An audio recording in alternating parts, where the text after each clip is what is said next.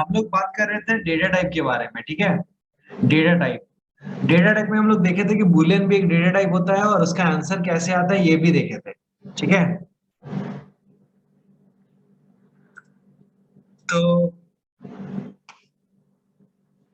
देखो कैसे करेंगे यहाँ पे, और क्या क्या डेटा टाइप के बारे में बात करना बचा हुआ है। कैरेक्टर हो गया, स्ट्रिंग हो गया, बुलियन हो गया, बाइट क्या शॉर्ट इंट लॉन्ग डबल भी हो गया, ठीक है, ये सारा हो गया। अच्छा, अब बात करते हैं ऑपरेटर्स का। ऑपरेटर्स के बारे में देखो, सपोज ए में हम रखें 4 एंड सपोज बी में हम रखें 5, ठीक है। अगर हमको दोनों को ऐड करना हो तो हम ए प्लस बी करेंगे, तो क्या होगा, एडिशन होके प्रिंट हो जाएगा, 9 आ जाएगा आंसर, ठीक है, 9। अच्छा, ये तो सिंपल एडिशन था, एक इंटीजर दूसरा इंटीजर से ऐड हुआ तो आंसर इंटीजर में आया। लेकिन अगर मान लो सपोज अगर हम एक को फ्लोट टाइप का वेरिएबल बनाते और उसमें हम अगर 5.5 रखते और एफ तो लगाना पड़ेगा, कैपिटल एफ या स्मॉल एफ, अब आंसर क्या आएगा? तुम लोग बताओ इसका आंसर क्या आएगा, क्या लगता है इसका आंसर क्या आएगा?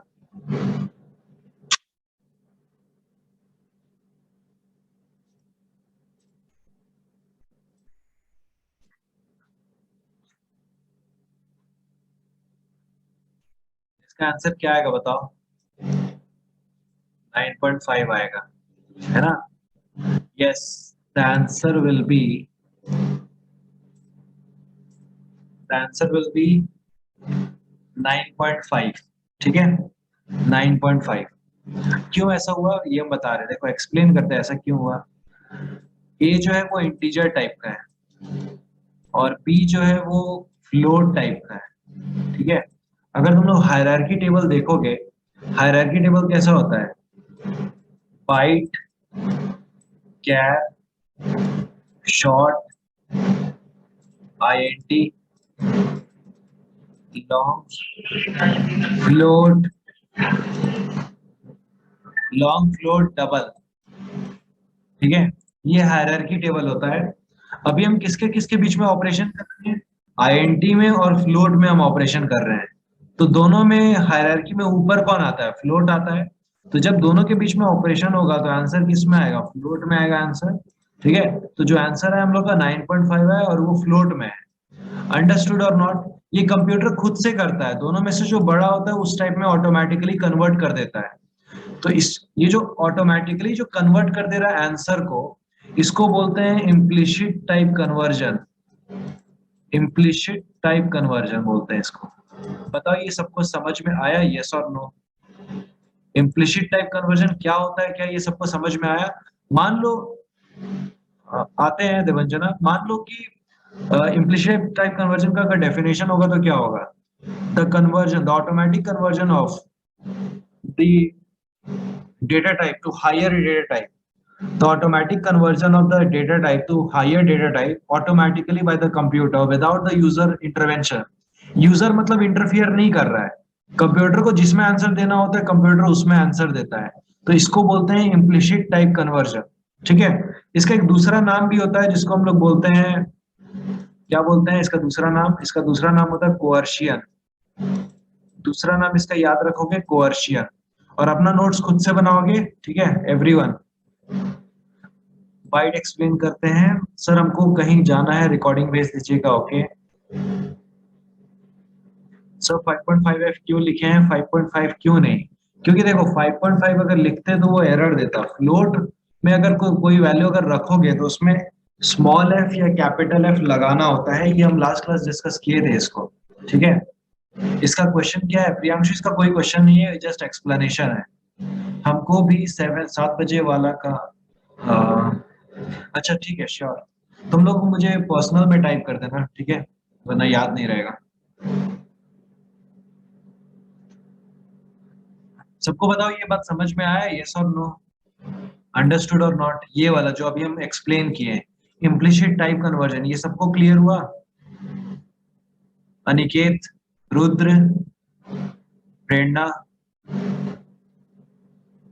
नीलांजना, देवंजना, आशीष, ये बात क्लियर हुआ? हानिया, आदर्श, आशीष नहीं क्लियर हुआ? ओके, बताओ क्या प्रॉब्लम है यहाँ पे, मतलब क्या क्या नहीं समझ में आया यहाँ पे, ये बताओ।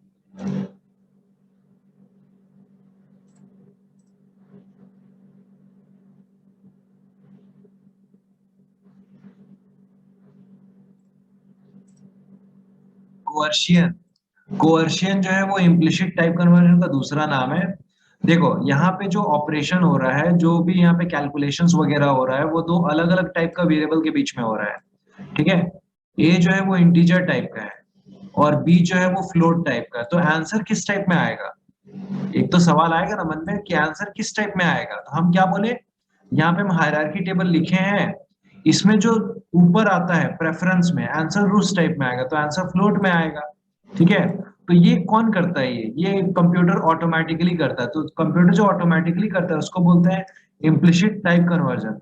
अब बोलोगे सर इम्प्लिसिट टाइप कन्वर्जन होता है तो एक्सप्लिसिट भी होता होगा, हम बोले हाँ होता है।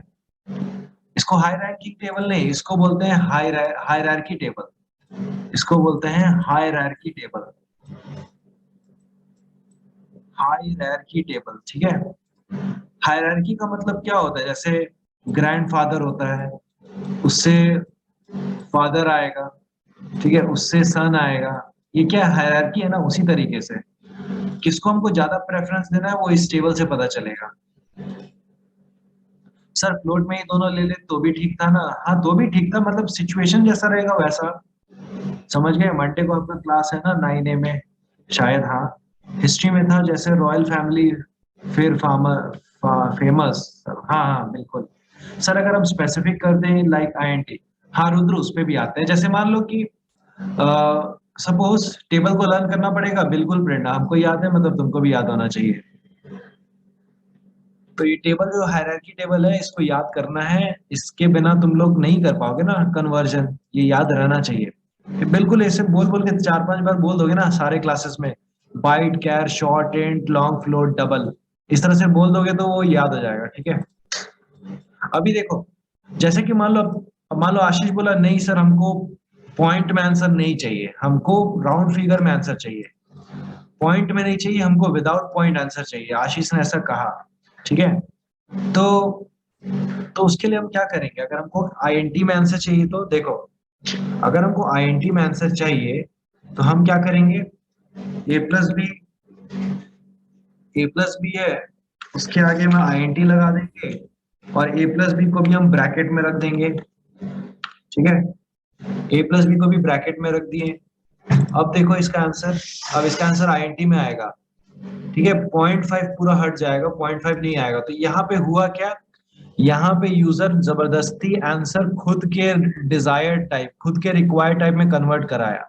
जैसे भी रुद्र ने पूछा आईएनटी में आंसर चाहिए तो क्या करना होगा, फ्लोट में आ रहा था आंसर, आईएनटी में चाहिए था, तो हम क्या किए, उस एक्सप्रेशन के सामने, उस एक्सप्रेशन के सामने हम आईएनटी लगा दिए, तो इसको बोलते हैं एक्सप्लिसिट टाइप कन्वर्जन, ठीक है।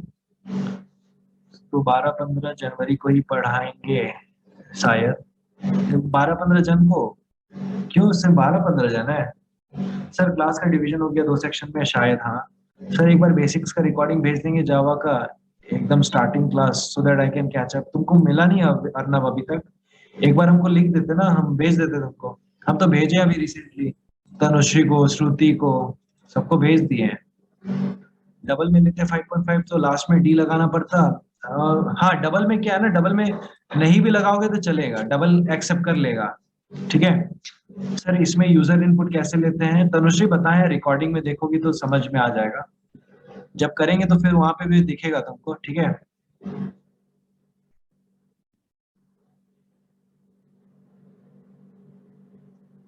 समझे नहीं वरुणाक्ष?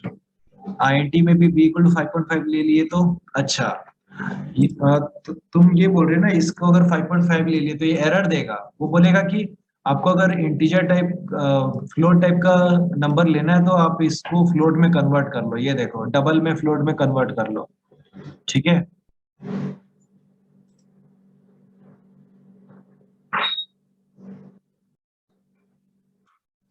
अच्छा मंशा, ठीक है।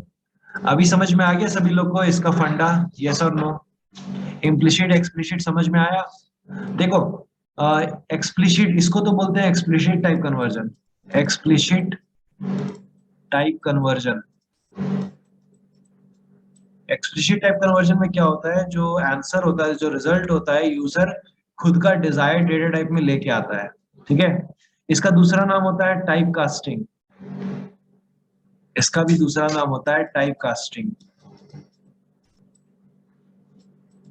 ठीक है। टाइप कास्टिंग इसका दूसरा नाम होता है। उसका दूसरा नाम क्या था, कोअर्शियन, और इसका दूसरा नाम क्या है, टाइप कास्टिंग। फ्लोट में अगर पॉइंट नहीं डाले तो काम करेगा, लाइक फ्लोट इक्वल टू 5, बिल्कुल बिल्कुल काम करेगा, वो 4.0 लेके चलेगा। जैसे मान लो कि तुम यहाँ पे 5 दे रही हो, ठीक है, और इसको तुम इंटीजर में नहीं कन्वर्ट कर रही हो, तो इसका आंसर क्या आएगा, 9.0 आएगा, ठीक है, 9.0। ओके, अच्छा क्वेश्चन था ये भी। आपका घर से चाकू निकलने का आवाज है? नहीं नहीं, ऐसा कुछ नहीं है सर, बहुत नेटवर्क प्रॉब्लम हो रहा है, बार बार डिस्कनेक्ट हो रहे हैं, रिकॉर्डिंग भेज दीजिएगा। अनिकेत एक बार पर्सनल में मुझे लिख देना, ठीक है।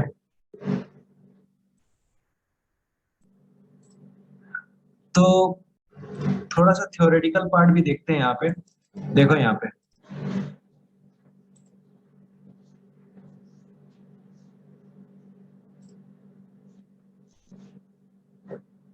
तो अभी हम लोग क्या पढ़े, हम लोग पढ़े टाइप कन्वर्जन के बारे में, ठीक है। टाइप कन्वर्जन, टाइप कन्वर्जन जो होता है दो तरीके का होता है, ओके। एक होता है इम्प्लिसिट टाइप कन्वर्जन, और एक होता है एक्सप्लिसिट टाइप कन्वर्जन। दिया हुआ ये सब। अच्छा, इम्प्लिसिट का दूसरा नाम होता है कोअर्शियन, याद रखोगे हमेशा। और एक्सप्लिसिट का दूसरा नाम होता है टाइप कास्टिंग, ठीक है। इम्प्लिसिट जो होता है वो ऑटोमेटिकली होता है, यूजर इंटरफियर नहीं करता है यहाँ पे, ऑटोमेटिकली।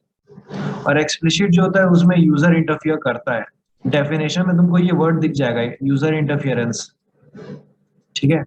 अच्छा, हायरार्की टेबल हम लिख देते हैं यहाँ पे, स्क्रीनशॉट ले लेना। वैसे तो जो चैनल में तुम लोग ऐड हो उसमें है, तो हायरार्की टेबल में ये सबसे पहले बाइट होता है, char, short, INT, long, float, then double. ये हो गया हायरार्की टेबल, ठीक है। सर अब क्या ग्रुप में पिन करेंगे बेसिक्स जावा का? अ, समझे नहीं अर्नब, पिन करेंगे मतलब किसको पिन करेंगे, क्या चीज को, नोट्स या रिकॉर्डिंग? रिकॉर्डिंग हम भेज देंगे पर्सनल में। एक्सप्लिसिट टाइप का दूसरा नाम का स्पेलिंग बताइए। ये देखो लिख दिए हैं, टाइप कास्टिंग। रिकॉर्डिंग हम भेज देंगे अर्नब तुमको, पर्सनल में भेज देंगे, ठीक है।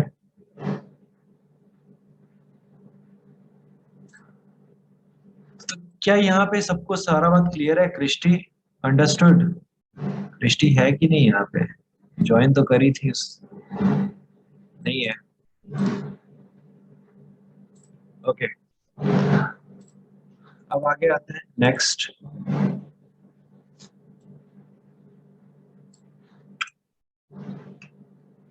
जैसे मान लो हमको दो नंबर इनपुट करना है, दोनों को स्वैप करना है, जो हम क्वेश्चन दिए थे तुम लोगों को होमवर्क में, ठीक है। दो नंबर को इनपुट करना है, दोनों को स्वैप करना है।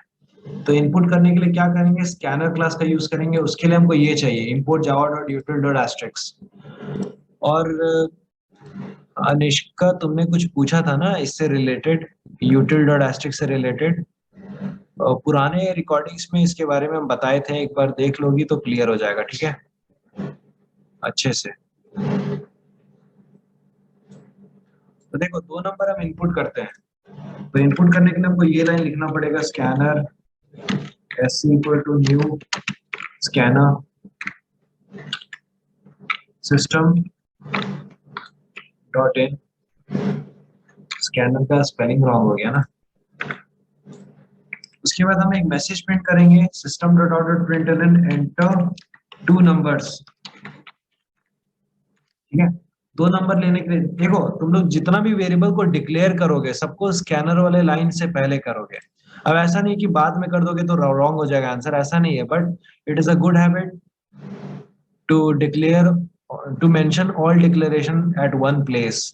उससे क्या होगा, वेरिएबल डिस्क्रिप्शन लिखने में हेल्प मिलेगा। अब तुम लोग बोले कि सर वेरिएबल डिस्क्रिप्शन क्या होता है, तो हम बताएंगे धीरे धीरे, ठीक है। और अंशु इतना बड़ा मैसेज एक बार मुझे पर्सनल में ये भेज देना, ठीक है। सर स्ट्रिंग आर्ग्यूमेंट्स नहीं लिखने से चलेगा, एग्जाम में लिखना होगा। अब स्कूल का रूल है कि लिखना पड़ेगा, तो फिर लिखना तो पड़ेगा, ठीक है, वरना मार्क्स नहीं मिलेगा। तो दो वेरिएबल के लिए हम दो वेरिएबल ले लेते हैं, दो नंबर के लिए ए कॉमा बी, और फिर हम दोनों में इनपुट लेते हैं A equal to S C dot next I N T, ठीक है। Similarly B equal to S C dot next I N T, वो वेरिएबल ले लिए इनपुट। अब हमको क्या करना है, दोनों को स्वैप करना है। तो sir swapping, sir theory part थोड़ा दिखाइएगा, प्रोग्राम की स्क्रीनशॉट लेना है। अच्छा ठीक है, दिखा देंगे, हम भेज देंगे ना, हम ग्रुप में भेज देते हैं। पहले पूरा कंप्लीट हो जाना, तो जितना भी थ्योरी होगा सबको हम भेज देंगे लास्ट में।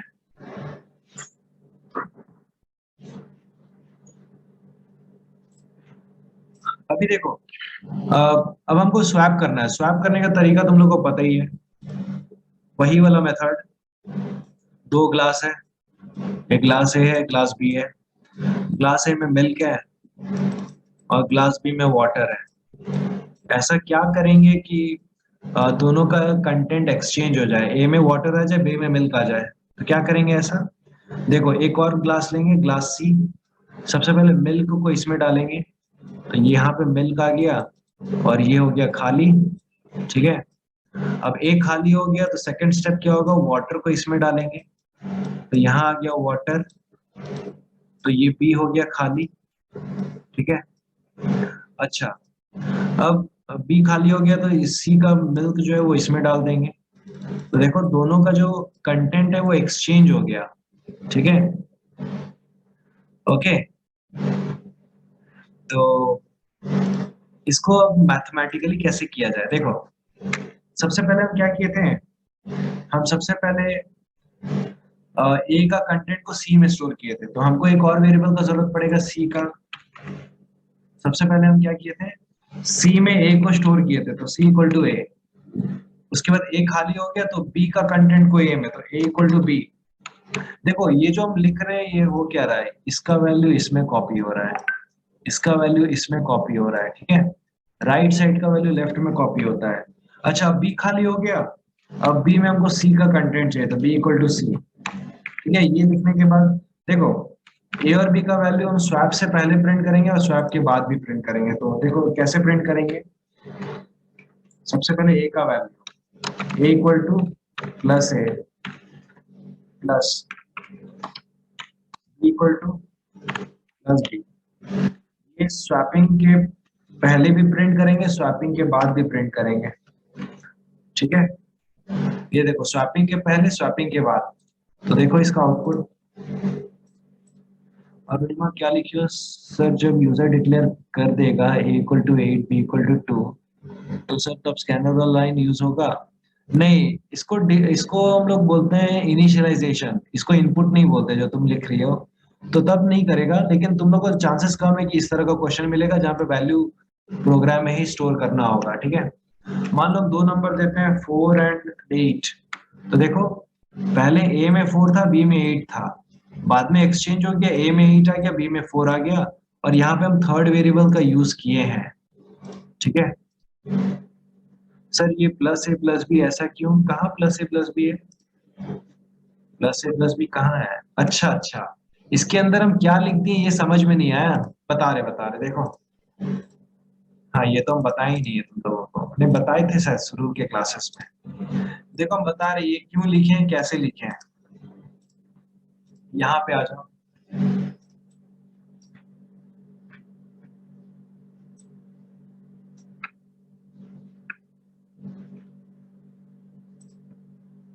बाद में लिखने से कोई दिक्कत, या दोनों में नेसेसरी है प्लस ए प्लस बी, बता रहे प्लस ए प्लस बी जो हम लिखे हैं उसको हम क्लियर कर दे रहे हैं।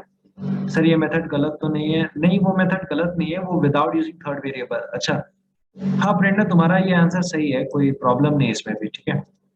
सर सीएस मिला नहीं तो आप नाराज नहीं है? नहीं नहीं, इसमें नाराजगी का क्या बात है, all subjects are equally important.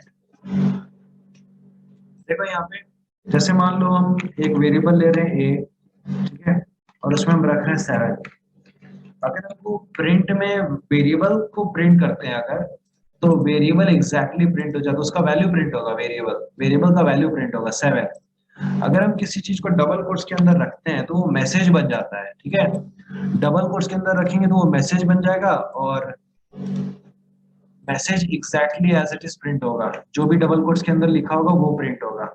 लेकिन अगर तुम चाहती हो कि दोनों प्रिंट हो, कुछ इस तरीके से प्रिंट हो, ए इक्वल टू ए का वैल्यू, ये प्रिंट होना चाहिए यहाँ पे, तो उसके लिए क्या करेंगे, सबसे पहले ये वाला जो पार्ट है, ये जो ए इक्वल टू है, ये ए इक्वल टू ये मैसेज है, तो मैसेज को हमको क्या करना होगा, डबल कोट्स के अंदर रखना होगा, तो हम डबल कोट्स के अंदर रखते हैं ए इक्वल टू, और 7 के लिए हमको वेरिएबल ए को प्रिंट करना होगा। ये ये पूरा मैसेज है और ये पूरा वेरिएबल है, तो दोनों को ज्वाइन कौन करता है, दोनों को ज्वाइन करता है प्लस, ठीक है। अब प्रोग्राम को रन करेंगे तो मैसेज और वेरिएबल एक साथ प्रिंट होगा with a gap in between. बताओ समझ में आया ये वाला पार्ट, यस और नो? जिनको भी डाउट था, ये वाला पार्ट समझ में आया? तनुश्री एंड और किसको डाउट था, मंशा, समझ में आया ये वाला? अच्छा, अब देखो मान लो दो वेरिएबल का वैल्यू को एक साथ प्रिंट करना हो, दो वेरिएबल का वैल्यू को एक साथ प्रिंट करना हो। श्रुति रिकॉर्डिंग, अच्छा अच्छा, ये ले लो, स्क्रीनशॉट ले लो।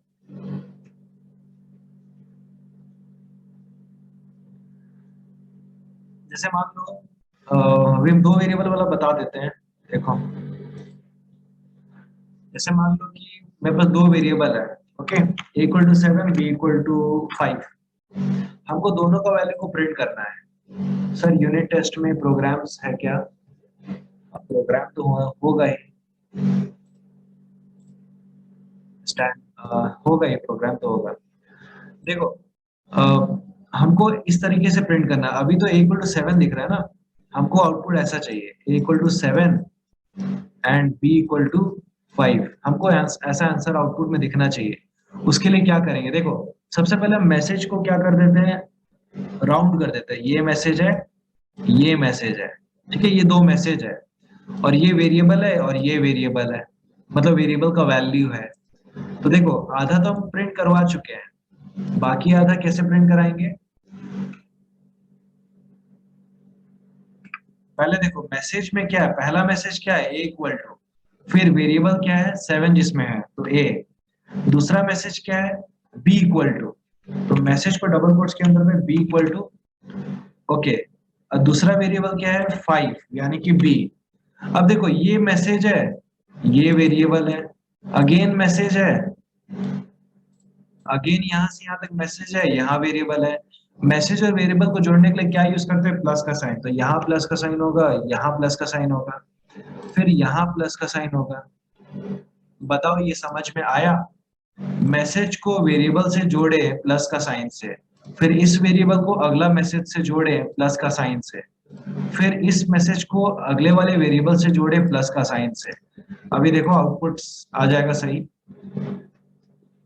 अच्छा, दोनों के बीच में स्पेस नहीं है, 7 और बी के बीच में स्पेस नहीं है, तो बी से पहले स्पेस दे देंगे इस तरीके से, तो दोनों के बीच में स्पेस आ जाएगा। बताओ ये सबको क्लियर हुआ, यस और नो? सबको क्लियर हुआ ये वाला पार्ट, एवरीवन? सभी लोग क्लियर हो गया ये वाला? सी प्लस प्लस में इसकी जगह पर प्लस समझ, हाँ हाँ बिल्कुल, सी प्लस प्लस में जो तुम्हारा टेक्निक अच्छा था ना श्री, सी प्लस प्लस में जो ये यूज करते थे ना, यहाँ पे इसकी जगह पर प्लस यूज कर रहे हैं, ये बोल सकते हो, रिलेट करके पढ़ रही हो ना, अच्छा है, याद रहेगा ज्यादा समय तक।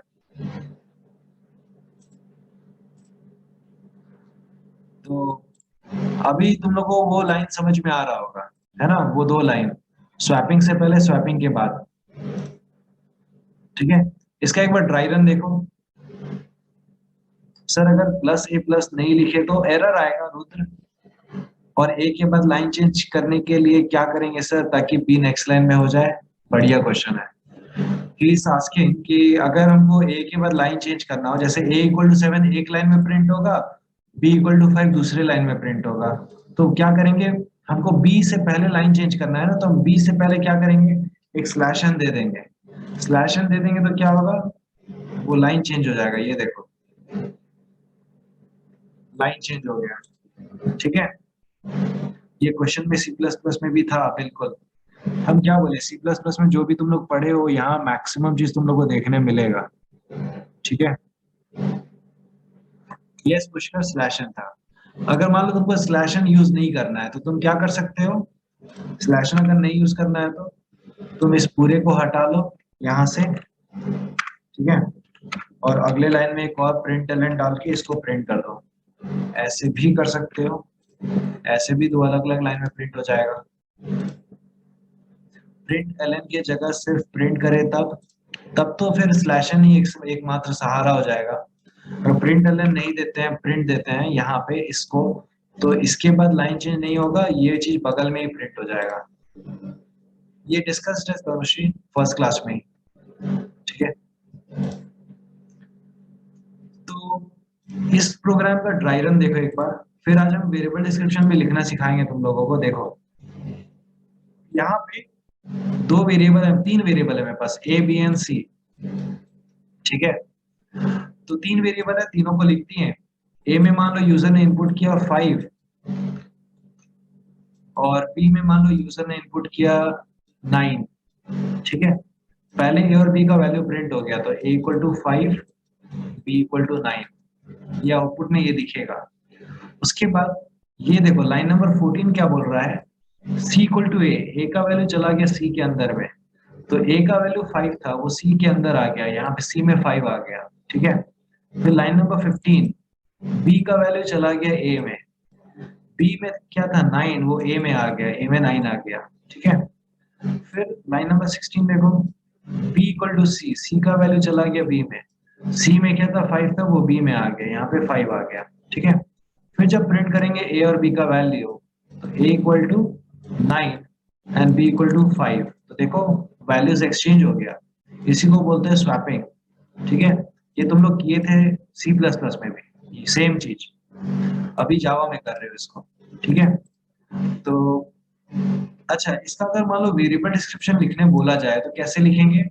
तुम लोग को ये सीखना है, क्योंकि वेरिएबल, मान लो कि प्रोग्राम 15 मार्क्स का है, 15 मार्क्स के प्रोग्राम में वेरिएबल डिस्क्रिप्शन जो होता है वो 2 मार्क्स का होता है, और 10 मार्क्स के प्रोग्राम में वेरिएबल डिस्क्रिप्शन 1 मार्क्स का होता है। तो वीडी, वेरिएबल डिस्क्रिप्शन को शॉर्टकट में वीडी बोल सकते हैं। ठीक है, तो इसका वेरिएबल डिस्क्रिप्शन कैसे लिखेंगे अभी वो बताते हैं। देखो उसके लिए एक टेबल बनाना पड़ता है। ठीक है, टेबल में सबसे पहला वाला जो कॉलम रो होगा वो हेडिंग के लिए होगा, और हर वेरिएबल डिस्क्रिप्शन में 3 कॉलम होगा। ओके, 3 कॉलम, 3 कॉलम में किसमें क्या क्या लिखेंगे? सबसे पहले वाले में हो गया वेरिएबल नेम। ठीक है, वेरिएबल नेम। सेकंड में होगा उसका डेटा टाइप। ठीक है, और थर्ड में होगा उसका पर्पस, मतलब कि वेरिएबल को यूज क्यों कर रहे हो अपने प्रोग्राम में, क्या रीजन है उसका, क्या पर्पस है उस वेरिएबल का। और यहाँ पे हेडिंग में लिखोगे वेरिएबल डिस्क्रिप्शन। ठीक है, वेरिएबल डिस्क्रिप्शन। अच्छा, तो 3 वेरिएबल है मेरे पास, A B C, A B and C. Rule copy में तो लाइन पहले से बना होता है तो उसको यूज कर सकते हो, अदरवाइज व्हाइट पेज में बनाओगे तो लाइन ड्रॉ करोगे सबके बीच में। अच्छा, तीनों का डेटा टाइप क्या है? आईएनटी है, तीनों में आईएनटी लिखेंगे। ठीक है, अच्छा, ए और बी का पर्पस क्या है? To take user input, to take user input. देखो पर्पस लिखने का लैंग्वेज तुम्हारा अपना भी हो सकता है, कोई प्रॉब्लम नहीं उसमें, कोई इतना चेक नहीं करता कि तुम पर्पस में क्या लिखे हो। ठीक है, ये बात सीक्रेट हम तुम लोग को बता रहे हैं, पर्पस चेक नहीं होता है। ठीक है, बस वेरिएबल डिस्क्रिप्शन लिखे हो तो ठीक है, 1 marks. To take user input, तो इसका पर्पस के लिए तुम लोग परेशान मत हो ना, धीरे धीरे टाइम के साथ सब समझ में आ जाएगा कि किसमें क्या पर्पस लिखना है। To take user input, same यहाँ पे भी टू टेक यूजर इनपुट।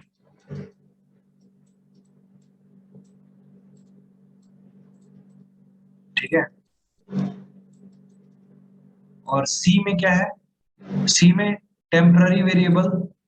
देखो सी यहाँ पे क्या काम का आ रहा है, जैसे मान लो कि हमको दोनों क्लास का कंटेंट को एक्सचेंज करना था, मिल्क और वाटर को, जो थर्ड क्लास का यूज किए हैं, काम खत्म होने के बाद उसका क्या काम है, उसका कोई काम नहीं है। तो ऐसा वेरिएबल जिसका सिर्फ कुछ टाइम के लिए काम है, उसके बाद उसका काम नहीं है, ऐसा वेरिएबल को बोलता है टेम्पररी वेरिएबल।